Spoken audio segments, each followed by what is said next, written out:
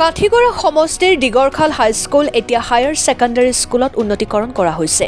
সেই উপলক্ষে বিদ্যালয়খনত এখন সম্বৰ্ধনা সভাৰ আয়োজন কৰা হয়, য'ত উপস্থিত আছিল উত্তৰ শ্ৰীভূমিৰ বিধায়ক কমলাক্ষ দে পুৰকায়স্থ। ছাত্ৰ ছাত্ৰীৰ মাজত চাইকেল বিতৰণ কৰে বিধায়কগৰাকীয়ে আৰু বিধায়কজনে কয়, অনাগত দিনত স্কুলৰ শিক্ষাৰ মানদণ্ড উন্নত কৰাৰ চেষ্টা চলাই যাব, তাৰ বাবে এখন ভাল সমাজ গঢ়ি উঠিব। ছাত্ৰ ছাত্ৰীৰ শিক্ষাৰ মানদণ্ড উন্নত কৰাৰ বাবে বিধায়ক কমলাক্ষ দে পুৰকায়স্থই আশ্বাস প্ৰদান কৰে। ইয়াৰ মাজতে ৰাজ্য চৰকাৰে বিদ্যালয়খনৰ আন্তঃগাঁথনি নিৰ্মাণৰ বাবে ৰাজ্য চৰকাৰে অনুমোদন দিছে। ৰাজ্যৰ মুখ্যমন্ত্ৰী ডক্টৰ হিমন্ত বিশ্ব শৰ্মাই ছাত্ৰ ছাত্ৰীৰ শিক্ষাৰ মান উন্নত কৰাৰ বাবে বিভিন্ন প্ৰচেষ্টা চলাই গৈছে। বিদ্যালয়ৰ শিক্ষক পৰিৱেশকে ধৰি ৰাখিবলৈ ছাত্ৰ ছাত্ৰীসকলৰ মনত উৎসাহ বৃদ্ধি কৰিবলৈ ৰাজ্য চৰকাৰে প্ৰতিখন বিদ্যালয়ৰ বাবে বিভিন্ন পদক্ষেপ গ্ৰহণ কৰিছে।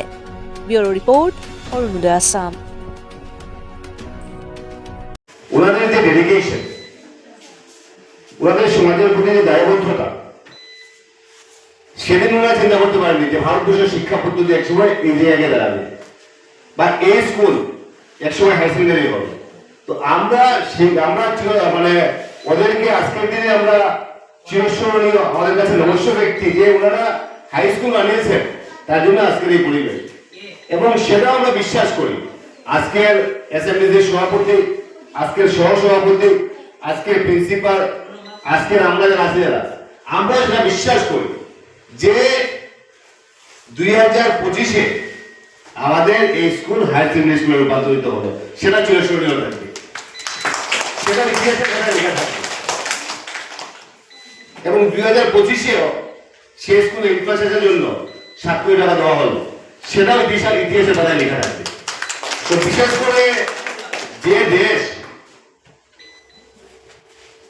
সে পৃথিবীর যে কোনো দেশ আপনারা দেখতে পারবেন, যে দেশ শিক্ষা পদ্ধতি শৈক্ষিক পরিবেশের উপর গুরুত্ব দিয়েছে, সেই দেশ এগিয়ে গেছে। তার জন্য ভারতবর্ষে আজকের দিনে বর্তমানের পরিবেশ, বিশ্বের বুকে ভারতবর্ষ আজকের দিনে সমাদৃত, আজকের দিনে সমাদৃত ভারতবর্ষে। ভারতবর্ষের মানুষও পূজিত, এই জন্য পূজিত যে ভারতবর্ষের বর্তমান পরিবেশ, বর্তমান বাতাবরণ সাথে সাথে আছেন। কালকে আমার, কিন্তু যখন ভারতবর্ষের কথা বলা হয় যে আমরা ভারতবর্ষে থাকি, তখন আমাদের প্রতি রেসপেক্ট অন্য ধরনের রেসপেক্ট। ঠিক কথা বলে আমি, আমাদের ভারতবর্ষের প্রতি রেসপেক্ট অন্য ধরনের, মানুষের ব্যবহারটা অন্য ধরনের। সেই ব্যবহারটা অন্য কোনো দেশের নাগরিকরা সেই দেশে সেই ব্যবহারটা পায় না। আজকে বাংলাদেশের নাগরিকদের সেই ব্যবহার করা হয় না, আজকে পাকিস্তানের নাগরিকদের সেই ব্যবহার করা হয় না। কিন্তু আমরা ভারতবর্ষে আমরা যারা থাকি, যারা আমরা ভারতীয়, যখন আমরা বলি কি, যখন বিদেশে যখন বলি দেব, তখন আমাদেরকে সেই সম্মান দেওয়া হয়। কোট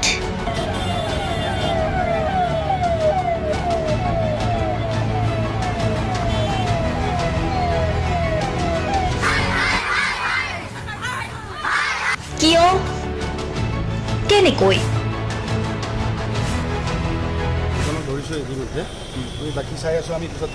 দুৰ্নীতি? ৱাইফজনীয়ে কৈছে বোলে এওঁ মোৰ হাজবেণ্ড, আপুনি কোন হে ক'বলৈ এওঁ বৈধ বুলি? অনিয়ম, ভ্ৰষ্টাচাৰ, একো নায়কতাবাদ, এতিয়াৰ পৰা আৰু নহ'ব। আমি দিম সত্য বাতৰি।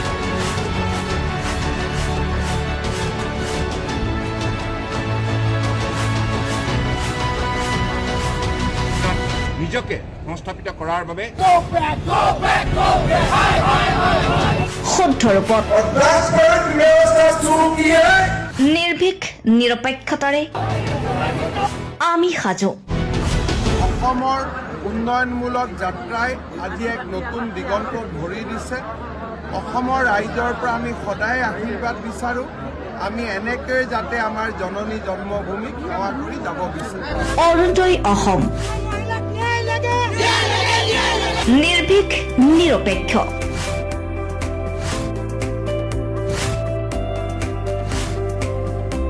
ৰাইজৰ বাবে ৰাইজৰ পক্ষত অৰুণোদয় অসম।